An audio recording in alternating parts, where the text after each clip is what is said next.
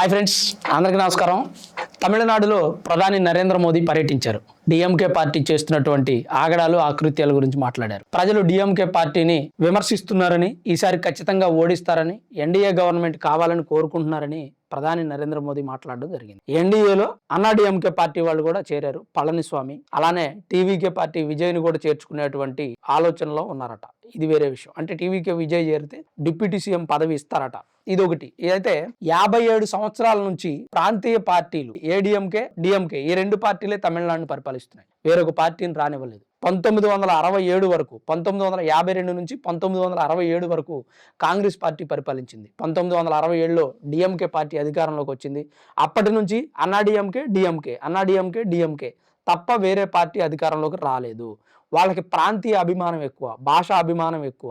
Local పార్టీలు తప్ప national పార్టీల్ని ఇప్పటి వరకు రానివ్వలేదు. తెలిసి తెలియనటువంటి రోజుల్లో 52 నుంచి 67 వరకు కాంగ్రెస్ పార్టీ పరిపాలించింది, కానీ తర్వాత మాత్రం అవకాశం ఇవ్వలేదు. అయితే ఇప్పుడు బీజేపీ పార్టీకి అవకాశం ఇస్తారా లేదా అనేది పెద్ద ప్రశ్న.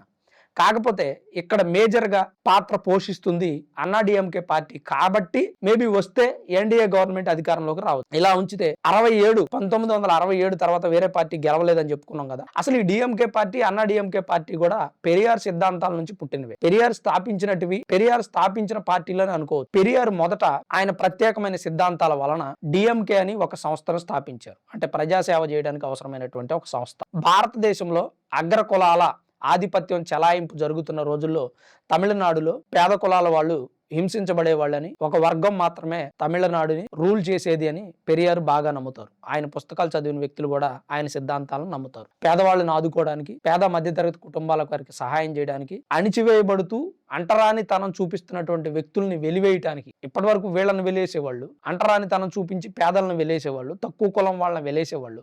కానీ అగ్ర కులాల వారిని వెలేయటానికి పెరియార్ నడుము కట్టారు. అప్పుడు పెరియార్ ద్వారా మొదలైనటువంటి డిఎంకే సంస్థలో పెరియార్కి రైట్ హ్యాండ్ అయినటువంటి అన్నాయ్ దొరై బయటకు వచ్చేశారు. ఎందుకు బయటకు వచ్చేశారు అంటే, ఒక వర్గం వారి ఆశలు నెరవేర్చాలన్నా, లేదా అధికారం చెలాయించాలన్నా, లేదా వారు కోరుకున్నటువంటి రాజ్యం రావాలన్నా ఖచ్చితంగా రాజకీయ పార్టీ అనేది అవసరం. అందుకని అన్నా దొరై బయటకు వచ్చి డిఎంకే పార్టీని స్టార్ట్ చేశారు. డిఎంకే పార్టీని స్టార్ట్ చేసి 1967లో అధికారంలోకి వచ్చారు. 1969లో అనుకోకుండా అన్నా దొరై చనిపోయారు. అన్నా దొరై చనిపోయిన తర్వాత కరుణానిధి గారికి డిఎంకే పార్టీ పగ్గాలు దొరికాయి. కరుణానిధి అంటే ఇప్పుడు స్టాలిన్ ఉన్నారు కదా తమిళనాడు ముఖ్యమంత్రి, వాళ్ళ నాన్నగారు.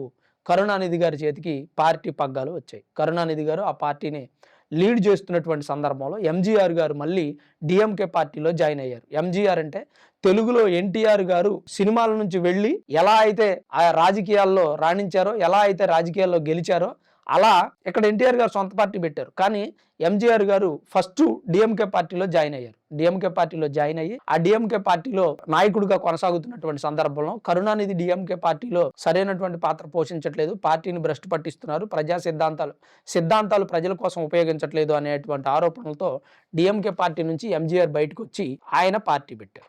అదే అన్నా డిఎంకే పార్టీ, అదే ఆల్ ఇండియా అన్నా డిఎంకే పార్టీ. ఈ అన్నా డిఎంకే పార్టీకి పెట్టి ఎంజీఆర్ ముఖ్యమంత్రి అయ్యారు. ఎంజీఆర్ గెలిచిన తర్వాత జయలలిత గారు ఆ పార్టీలో జాయిన్ అయ్యారు. జయలలిత గారు అంటే తమిళనాడు రాజకీయాల్లో అద్భుతమైనటువంటి పాత్ర పోషించి దేశం మొత్తం తెలిసినటువంటి వ్యక్తి జయలలిత గారు. ఆవిడ ఉన్నప్పుడు ప్రజలు చాలా సంతృప్తిగా ఉండేవారు. ప్రజలకు అవసరమైన అన్నింటినీ చూసుకునేవాళ్ళు. అమ్మలాగా జయలలితను తమిళనాడు ప్రజలు భావించేవాళ్ళు, అనుకునేవారు. ఆ తర్వాత ఎంజీఆర్ గారు స్థాపించినటువంటి ఆల్ ఇండియా అన్నా డిఎంకే పార్టీలో జయలలిత గారు జాయిన్ అయ్యి ఆ పార్టీ పగ్గాలను తీసుకున్నారు. అంటే అక్కడ మళ్ళీ ఆల్ ఇండియా అన్నా డిఎంకే పార్టీ రెండు వర్గాలుగా విడిపోయింది. ఎంజీఆర్ గారి భార్య జానకి గారు, అలాగే జయలలిత గారు జానకి గారు విడివిడిగా ఉండడం వలన పార్టీ ఓడిపోయింది. మళ్ళీ డిఎంకే పార్టీ అధికారంలోకి వచ్చింది. కరుణానిధి గెలిచారు. అయితే ఈ జానకి గారు ఏం చేశారంటే, పార్టీ మనం రెండుగా చీలిపోవడం వల్ల ఓడిపోతున్నాం అని చెప్పి జానకి గారు రాజకీయాలకు స్వస్తి పలికారు. జయలలిత గారి చేతిలో ఆల్ ఇండియా అన్నా డిఎంకే పార్టీ ఉంది.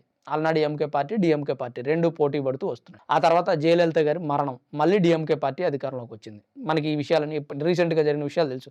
2016లో జయలలిత గారు చనిపోయిన తర్వాత అలా కొనసాగినటువంటి పార్టీ మళ్ళీ డిఎంకే పార్టీ అధికారంలోకి వచ్చింది.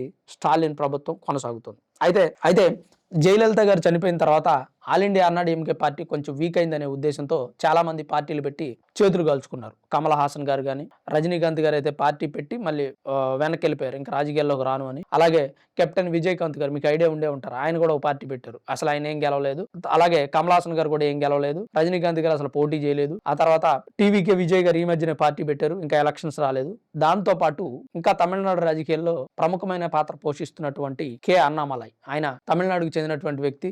తర్వాత సివిల్ సర్వీసెస్ లో చేశారు, డిఎస్పీగా కర్ణాటక చిక్మంగళూరులో చేశారు, ఆ తర్వాత కమిషనర్ ఆఫ్ పోలీస్గా చేశారు. ఆయన ఈ ఆర్ఎస్ఎస్ సిద్ధాంతాలు నచ్చి రాజకీయాల్లోకి రావాలనే ఉద్దేశంతో మొదట వేరే పార్టీ పెడదాం అనుకున్నారు. కానీ ఎందుకో ఏదైనా అవ్వచ్చు కారణాలు, కానీ ఒక ట్రస్ట్ లాంటిది పెట్టి సేవ చేసుకుంటూ ఆర్ఎస్ఎస్ సిద్ధాంతాలు నచ్చి ఆర్ఎస్ఎస్ లో జాయిన్ అయ్యి ఆ తర్వాత బీజేపీలో జాయిన్ అయ్యారు. ఇప్పుడు తమిళనాడు రాజకీయాల్లో చరిత్ర సృష్టిస్తున్నటువంటి, తమిళనాడు రాజకీయాల్లో లీడ్ రోల్లో ఉన్నటువంటి వ్యక్తులు అన్నా డిఎంకే పార్టీ నుంచి పళనిస్వామి, డిఎంకే పార్టీ నుంచి స్టాలిన్, అలాగే ఆయన కొడుకు Udhayanidhi Stalin, RSS BJP party తరపు నుంచి అన్నామలై, అలాగే టీవీకే నుంచి విజయ్. వీళ్ళంతా కూడా తమిళనాడు రాజకీయాల్లో ఆసక్తికరంగా ఉన్నటువంటి వ్యక్తులు. మరి ఇప్పుడు ఆల్ ఇండియా అన్నా డిఎంకే పార్టీ పళనిస్వామి ఎన్డీఏలో గెలిచారు కదా, టీవీకే విజయ్ కూడా ఎన్డీఏలో కలుస్తారు. అందుకనే ఎన్డీఏ గవర్నమెంట్ ఈసారి ఫామ్ చేయబోతుందని ప్రధాని నరేంద్ర మోదీ ధీమా వ్యక్తం చేస్తున్నారు. నిన్న మాట్లాడినటువంటి మాటలు అయితే అవి. అందుకే డిఎంకే పార్టీ ఈసారి ఓడిపోబోతుందా